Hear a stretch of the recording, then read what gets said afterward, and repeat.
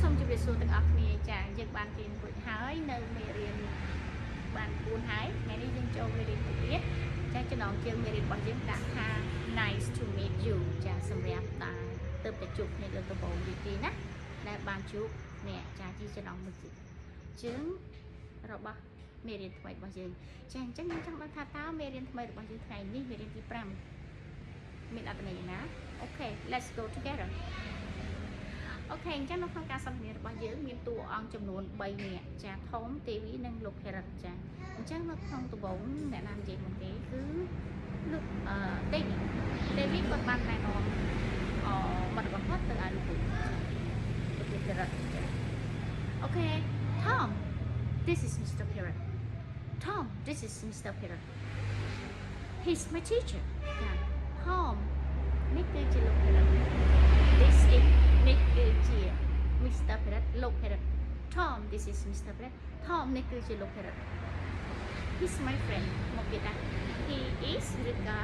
his តម្រូវការ my របស់ friend sorry teacher គ្រូបង្រៀន he's my teacher គាត់ជាគ្រូបង្រៀនរបស់ជា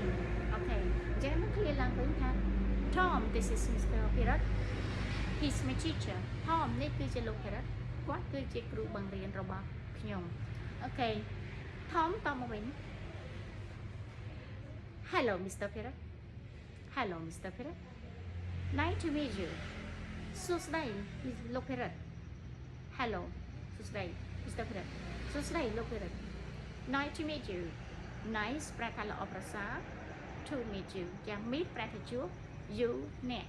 Nice to meet you រីករាយណាស់ដែលបានជួបអ្នកចាអូខេអញ្ចឹងទេវីគាត់បាន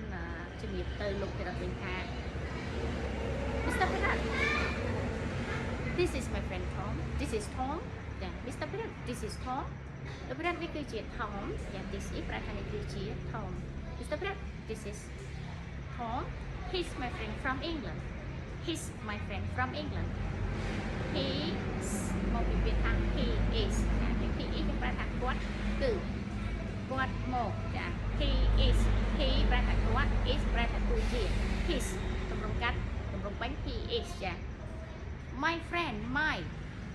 ប្រែថារបស់ខ្ញុំ friend មិត្ត from មកពី England ប្រទេសអង់គ្លេសអញ្ចឹងយើងបកឃ្លានឹងជាមួយថា he's my friend from England គាត់គឺជាមិត្តរបស់ខ្ញុំមកពីប្រទេសអង់គ្លេសចាលោក Parrot ក៏តបថា nice to meet you Tom Nice to meet you Tom Nice to meet you Nice ប្រែថាល្អប្រសើរ meet you អ្នករីករាយណាស់ដែលបានជួបអ្នក Tom ចា Welcome to our school Welcome ប្រែថាស្វាគមន៍ to our របស់ពួកយើង school សាលារៀនចា Welcome to our school ស្វាគមន៍មកកាន់សាលារៀនរបស់ពួកយើង